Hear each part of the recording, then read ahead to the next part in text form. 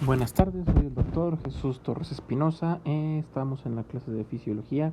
El día de hoy continuaremos con todo lo referente a la fisiología del gasto cardíaco, incluido la fisiopatología de algunas enfermedades. Para el caso estábamos analizando la fisiopatología de la insuficiencia cardíaca, que mucho tiene que ver con el efecto de bomba del corazón. En este caso vamos a hablar ahora, ya habíamos visto los efectos simpáticos y parasimpáticos que podía presentar un paciente que genera una insuficiencia cardíaca aguda, secundaria a la isquemia del tejido cardíaco por una obstrucción. Entonces ya hemos visto, ya hemos hilado desde la obstrucción de los vasos sanguíneos hasta la necrosis del tejido muscular y ahora las consecuencias de esa necrosis.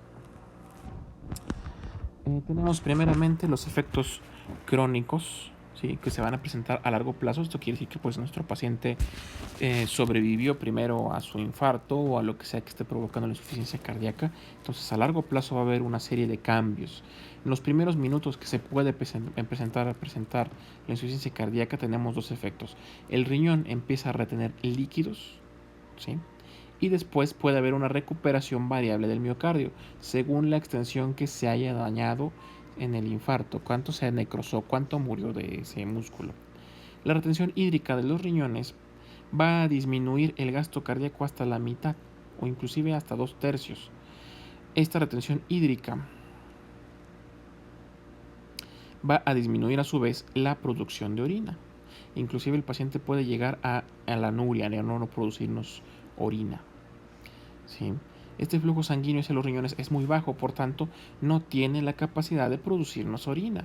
Por eso pasa que se retienen en los líquidos. Si no logramos que llegue suficiente sangre a los riñones, pues no van a producir suficiente orina. Esto, a su vez, va a dificultar la excreción del cloruro de sodio y del agua, que a su vez se retienen, y el cloruro de sodio retiene más agua, trata de incrementarnos el volumen sanguíneo y eso va a incrementar el retorno venoso, que si se fijan, pues el corazón ya no está funcionando bien como bomba.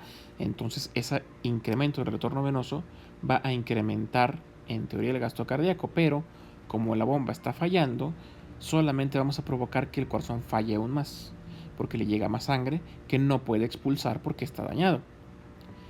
Cuando el corazón logra, supongamos que logra recuperarse del daño y que logra recuperar su función como bomba como esperábamos, la retención hídrica ya no es necesaria.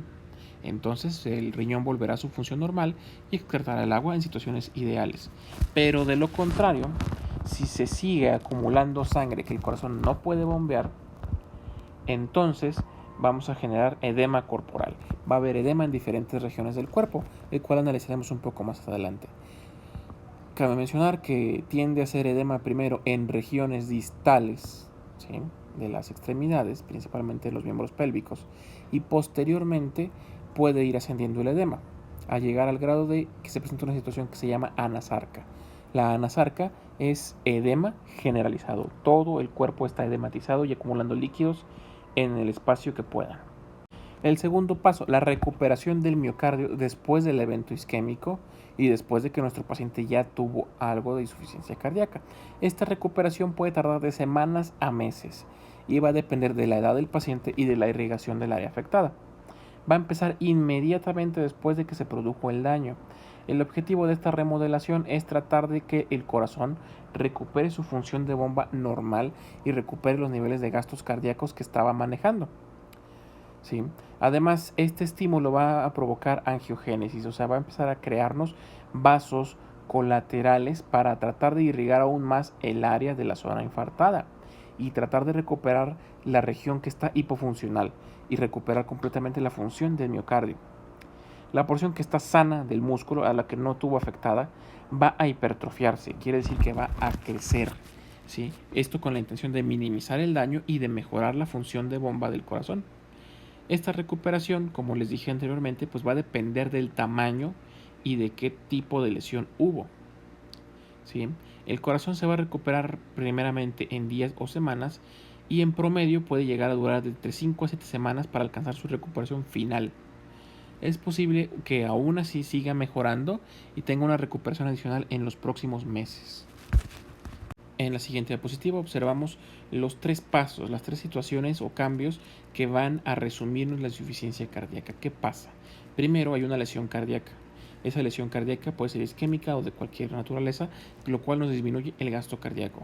Esto va a estimular en los primeros 30 segundos o el minuto los reflejos simpáticos que vasodilatan algunos vasos, vasoconstriñen otros e incrementan el retorno venoso, pero tratan de incrementar el flujo o el volumen que va sobre las coronarias para alimentar al tejido miocárdico.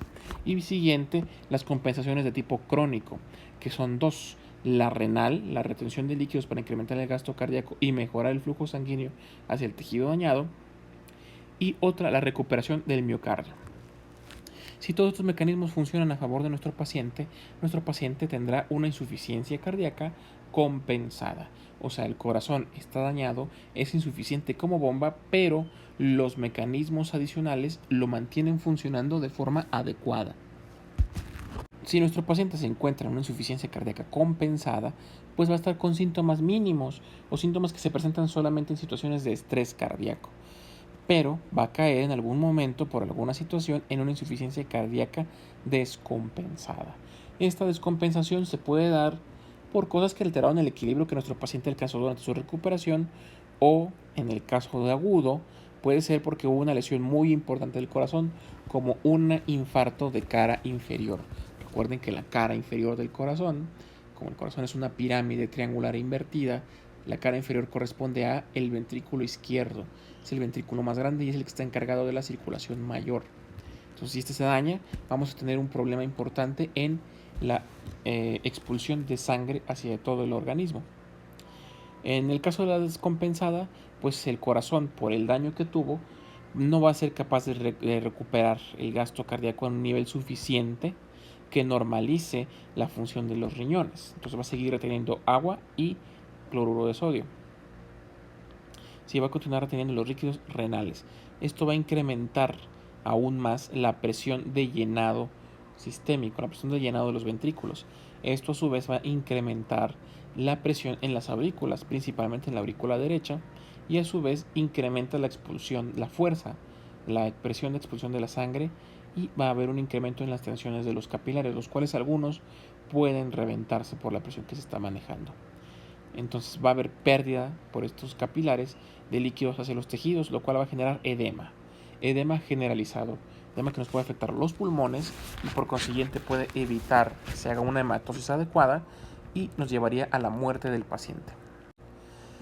Hablando de los edemas, tenemos primeramente el edema de pulmón.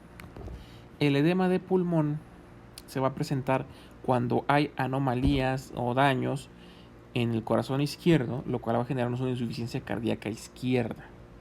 ¿Sí? Normalmente encontramos las cavidades derechas normales, entonces las cavidades izquierdas están dañadas y no bombean suficiente sangre al exterior.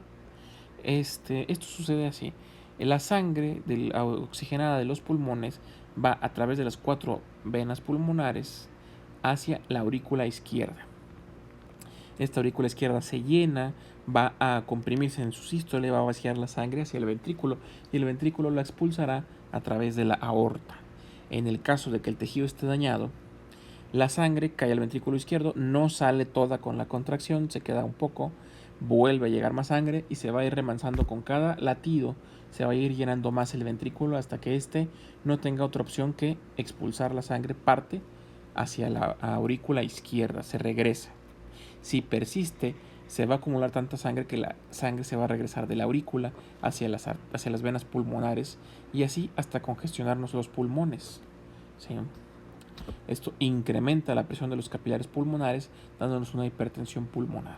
Y a través de estos capilares va a haber filtraciones de líquidos hacia el parénquima pulmonar, generando ya ahora sí el edema. Este líquido se va a acumular en el espacio que encuentre.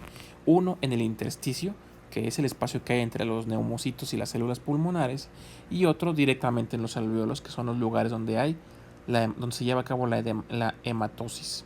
Entonces aquí ya tenemos ahora un edema de pulmón y puede provocar la muerte por ahogamiento en 20 a 30 minutos en una situación en la cual literalmente nuestro paciente se está ahogando con su propia sangre. Entonces terminaríamos por hoy en este tema. Mañana continuamos, aún hay mucho que hablar del gasto cardíaco. Entonces, esto sería todo por este video.